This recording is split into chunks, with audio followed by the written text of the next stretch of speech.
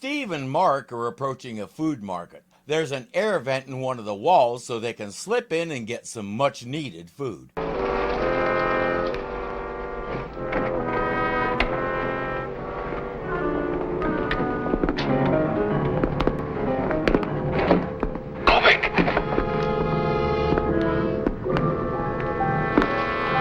If you didn't catch it, he said Kobik, as in Inspector Dobbs Kobik of the SID. He's going to become a recurring villain for a while, but that doesn't explain why they already know him and we've never seen him before. You'd think if we were going to have a recurring villain, we'd have some kind of origin story for how he came into the picture, but we just jump right in with him on their trail and them knowing him by name. It's one of those continuity things that leaves... I thought I disconnected that thing. There they are!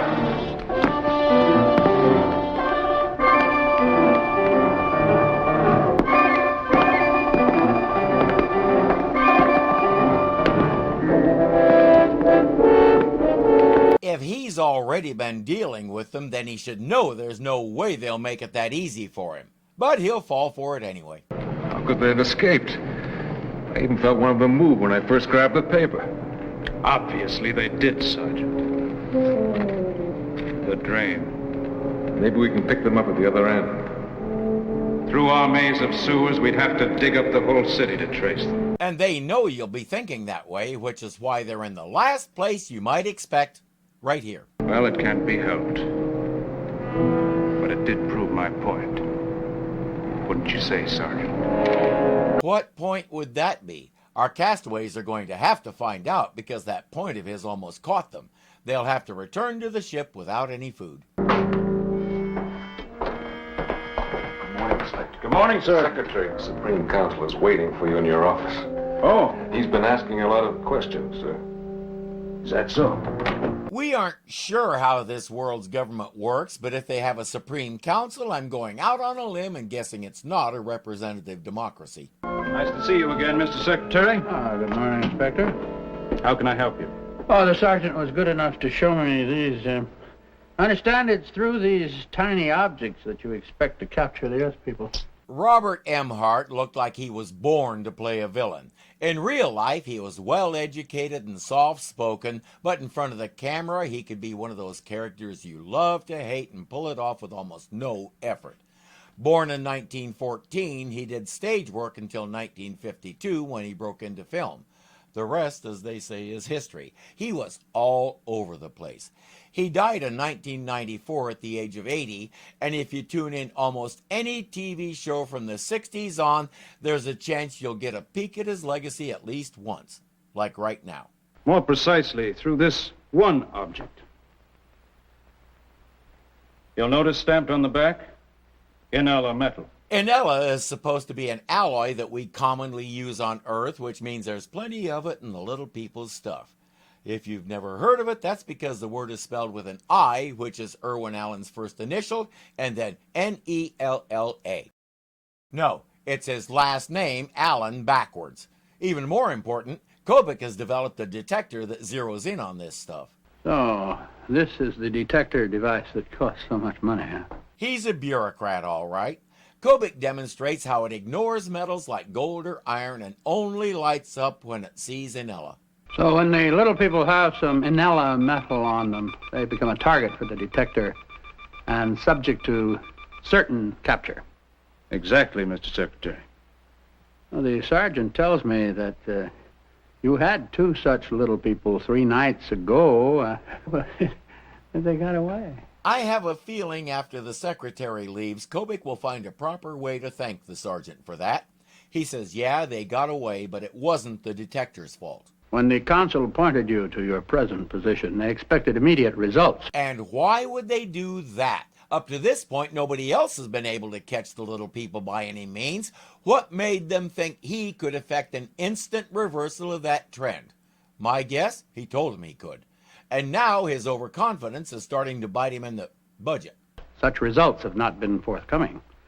Furthermore, you authorized the expenditure of large sums of money. You may inform the Supreme Council But I shall spend only what sums are necessary to effect the capture of the little people. I will convey your message, Inspector. He had a way of making the most innocent sentence sound sinister and frightening. He could say, "I hope today is a pleasant day," with a tone and expression that could make it sound like it would sure be bad if a piano fell on you today. All right, if you think you can do any better, Mr. Fitzhugh, then try it. I certainly can cook better than this. Oh, come on, what's happening here? Betty. What's going on? Betty's upset because Fitzhugh didn't like the biscuit she made. I don't think either one of them meant what they said. The biscuit? Come on, now listen. We're not... All right, you listen, Captain. Now, we're all going stir-crazy. We haven't set foot out of this place in 3 days. Mark and Valerie are going for a walk. Fitzhugh is going to look for food. They haven't seen any sign of Kobik for 3 days, so Steve lets them go.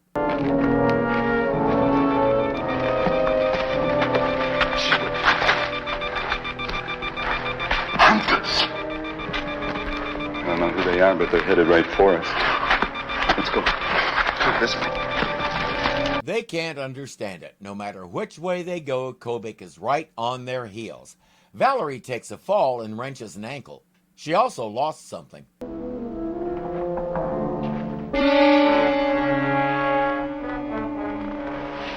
That must be the only bit of stuff any of them was wearing. They're probably scattered by now. Well, tomorrow's another day, Sergeant. It won't take them long to figure out that the brooch was made of Inela, and that's what Kobik is tracking.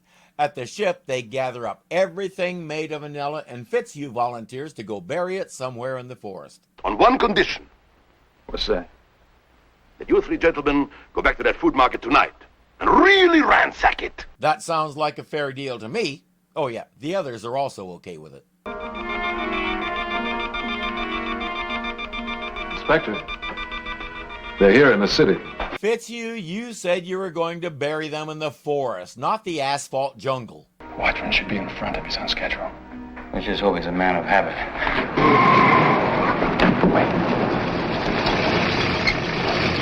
Someone's late for an appointment.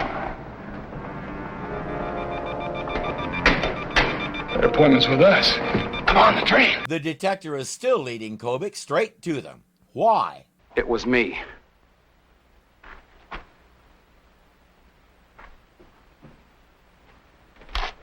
It wasn't deliberate, though. I'd just forgotten about it. It's holding a bone together in my leg. He had an accident several years ago in the Olympics and broke a bone. When the doctors set it, they put an Inela pin in to keep it in place. Mark recalls that Inela was developed to be a surgical metal, so that makes sense. Now the question is, what do we do about it? Dan is willing to go off on his own to help protect the others, and even tries to set up a shelter in the swamp they discovered a few episodes ago. But even Dan can't pitch a tent on quicksand. Dan, freeze! And that's why he only has 2 legs. You need 8. Steve chases the spider away, but it's clear this idea won't work. A better idea would be to take that pin out. The bone has healed to the point where it doesn't need the pin anymore, so all they have to do is perform a simple surgery to remove it. You remember Dr. Brule? With the doctor that supervised us when you had to operate on Barry's appendicitis? Right. Well, he hates the tyranny of the giant government. Then he'll help us again. Steve, he's in prison. Solitary confinement for life. I know, but if I can find some way to get to him, we'll get that pin out of your leg. So just arrange a prison break and get him out so he can come supervise another surgery, right? Dan is skeptical, but he has nothing to lose. Steve will try to contact the doctor. Meanwhile, Dan, stay away from quicksand pools and spiders. The only way they can pull this off is by making a call from Kobik's office. They wait until he's not there and slip in. While Fitzhugh stands guard, awake this time, wonder of wonders, Steve and Mark make their way to the phone.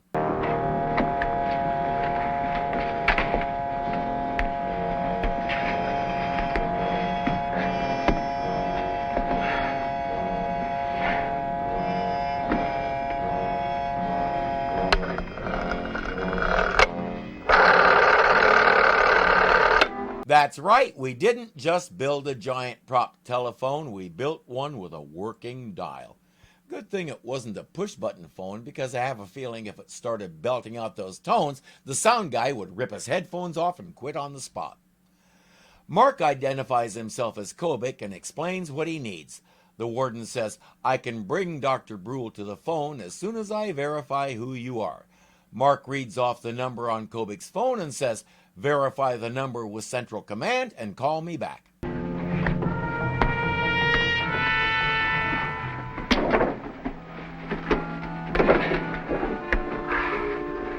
I don't know why they did that. Just hold the button down, since you know he's calling back soon. Mark said he'd been going stir-crazy at the ship, so maybe he needs the workout. The warden calls back and puts the doctor on.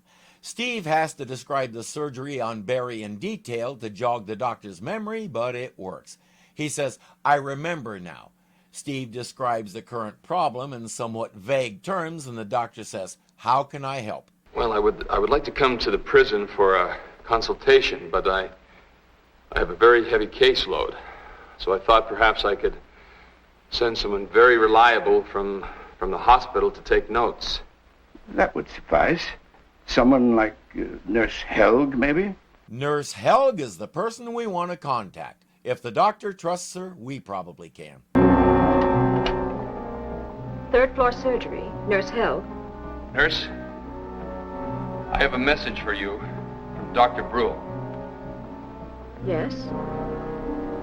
It's very important that I speak to you privately.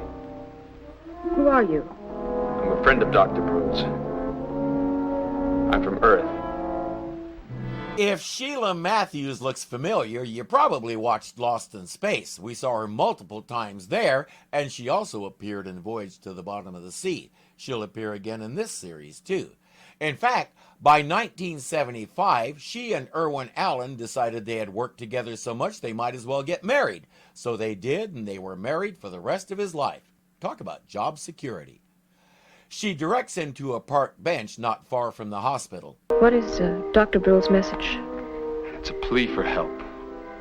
One of my people need an operation. I'm going to perform it. But I do need Dr. Brule's advice. How can you possibly get that? Well, I've arranged for you to visit him in prison tomorrow to transcribe his techniques on a very delicate piece of surgery. Except that's not her primary mission. The real reason for your visit is to bring to him a tiny two-way radio. She asks about the operation, and he explains about Kobik's detector. Where can you perform this operation? In the city. But I think it's better for you if you don't know where. I think it may be better for our gang, too, because I don't like the way her eyes are shifting as she asked that question. He'll leave the radio on the wall where he's standing, and the following evening she'll leave a small container of ether nearby for him to use as anesthetic.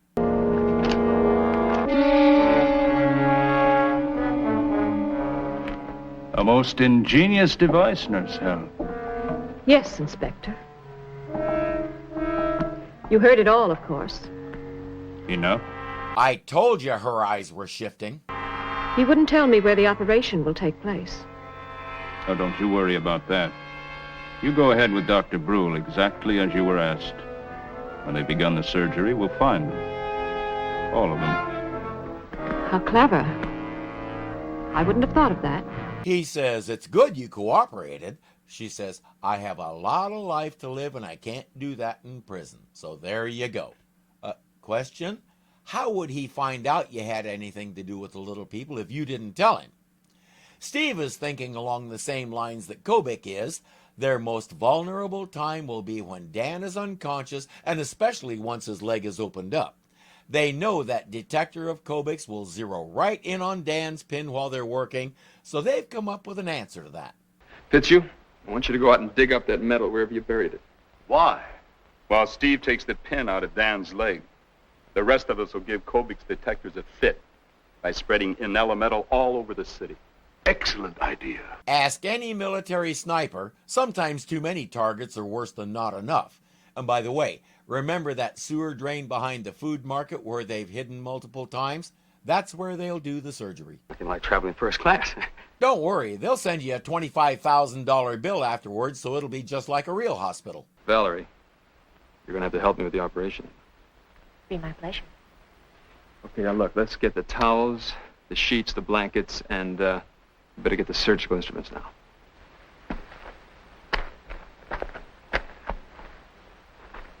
We anticipated that. This is the Valerie we've come to know. I have no idea who that vapid bimbo from last episode was. Steve collects the ether right where the nurse said it would be. Unknown to him, though, she's watching him. Dr. Brule. Are you there, Dr. Brule? Brule here? Doctor, where are you? Can you talk? Yes, I'm in my cell. I can talk. He can talk. The warden can hear what he says, but he can talk. Steve says, stand by. I'll call you again when Dan gets here. Speaking of whom, he and Valerie just arrived. So the doctor is standing by. Let's do this. No, you must not operate. How did you find us? I followed you when you picked up the ether. Why? What's this about not operating? We've no time for talk. Inspector Kobik knows the whole arrangement. He knows everything except this exact spot. She says, give him to me. I'll do the operation. Yeah, sure. She just admitted she's the one who told Kobick about the plan. They will let Dr. Brule guide you at least part way through the operation. But then they'll stop it. Kobik wants you tied down so you can't move until he locates you. And if Dan gets an infection and dies in the process, well, what's one earthling in the grand scheme of things? It was absolutely necessary that I turn you in. Under our form of government, phones are tapped. The walls have ears. They could have overheard you when you called me at the hospital. I couldn't take that risk. Now they think I'm a loyal citizen. I have a chance to help you. We're taking a nice jab at the Soviet Union with this. I remember when one of my grade school teachers, I think it was my second grade teacher, Mrs. Birdie, but don't hold me to that, went on a world tour as part of some educational thing. She loved seeing the new places and talking with teachers in other countries until they got to Russia. The hotel rooms were closet size and there were little microphones hidden all over the room. She and her roomies found most of them, but they didn't do anything with them. They just came home and reported what a crappy place it was and how paranoid they are about spying on everybody, even their own people. Over here on our side of the pond, either one, take your pick, we were appalled at the way they treated visitors, and we knew it was also how they treated their own citizens. As an economic system, Lenin's form of socialism had possibilities. As a form of government, it was way too prone to corruption, oppression, and just plain evil. Too often today, when we talk about different economic systems like capitalism, socialism, communism, plagiarism, catechism, alcoholism, and all the rest, it's necessary to separate the theoretical idea from the people who inevitably find ways to screw it up. Communism is a decent idea that can make sure everybody has at least the basics of life, until some unscrupulous dudes come along, install themselves at the top, and manipulate it to enrich themselves. Capitalism is the same. Hard work brings economic success, until some unscrupulous dudes install themselves at the top and use the system to oppress others and enrich themselves.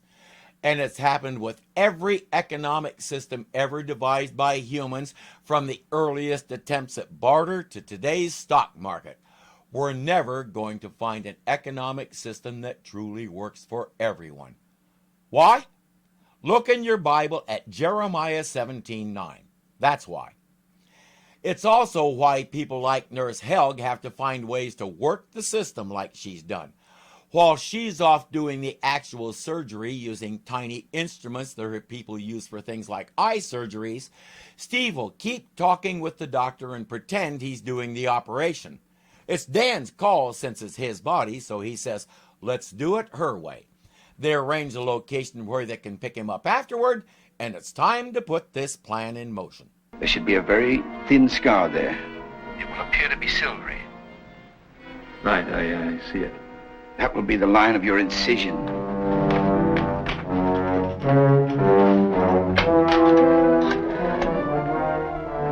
Open line to HQ4. Please inform Inspector Kobik that the operation is now underway. Oh, there's an operation underway, all right, and it's one worthy of the French resistance in World War II.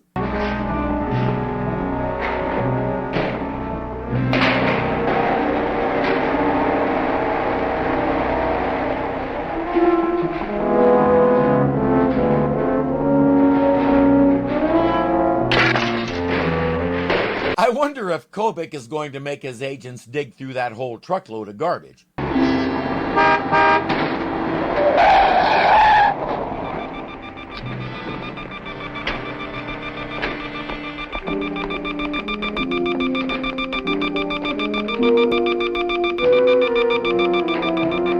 Obviously, they think so. The garbage truck was negative.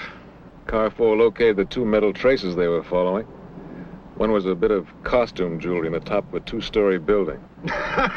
At least he's honest enough to appreciate their creativity. The other was a keychain lodged high in a tree. Oh, they found a very small slingshot that might have been fashioned by a earthling boy. Be patient, Sergeant. Process of elimination will eventually lead us to the place where the operation's being performed. Kobik has found the right piece of Inela. At least he hopes so. Probably a trap set by some kid. It's plenty big enough for little people to operate in. All right, open it up. If I had the wings of a pigeon.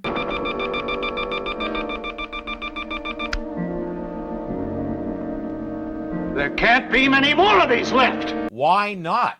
You established that it's a very common alloy on Earth, so why wouldn't there be dozens or even hundreds of things made of it for you to go chasing after?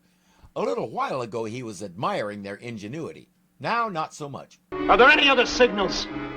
No, sir. Seems we've gotten all of them. Wait a minute. There is one more. Must be the one we're looking for. Where? That way. Funny how it just suddenly appeared, huh? Almost as though someone wanted you to find it. But they have Kobik so frazzled by now, he won't think of that. He's even more frazzled when he realizes the signal is back at his own headquarters.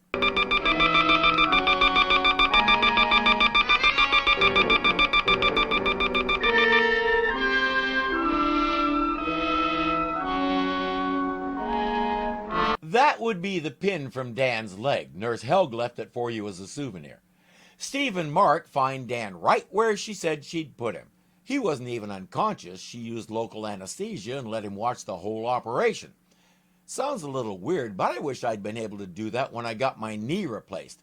I know a lot of people wouldn't be able to deal with all the blood and stuff, but I find that sort of thing fascinating. Your mileage may vary. What did Dan think? Hey, she kept her word, didn't she? Yeah, she used a local anesthetic. I watched the whole thing. Sounds like Dan is a lot like me. So that's what my leg is made of. Mission accomplished. He's going to be okay. They're safe from Kobik's detectors, and both Dr. Brule and Nurse Helg are safe from suspicion. Kobik is thoroughly frustrated because all he has to show for the money he spent on the detectors is a handful of cheap Earth trinkets. That means he's probably also in trouble with the bigwigs and has a lot of splaining to do. That wasn't part of the plan, but call it a perk. Hey, thanks for watching. If you like what you see, please click the thumbs up. It really does help the channel. If you're not subscribed yet, the button looks something like this. So click it and join our little family. There's a bell there that may or may not actually work to give you notifications when we post something, but it can't hurt to click it just in case. You can also join our Patreon for as little as $2 a month and help me keep expanding and improving the channel. The link is in the description, along with links to a lot of other fun stuff I do. Again, thank you for watching, and I'll see you next time.